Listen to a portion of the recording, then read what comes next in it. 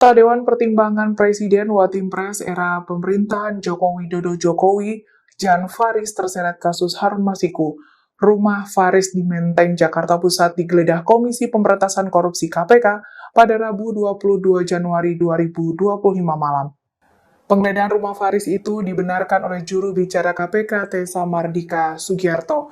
Meski begitu, Tessa belum bisa menjelaskan rinci soal peran Jan Faris dalam perkara yang turut menyeret nama Sekjen PDIP Hasto Kristianto.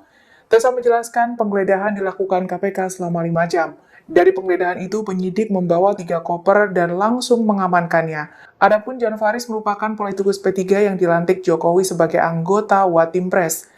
Ia ikut menjadi sasaran penyelidikan KPK terkait kasus dugaan suap Harun Masiku. Kasus caleg PDIP Harun Masiku tersebut. Download Tribun X sekarang, menghadirkan lokal menjadi Indonesia.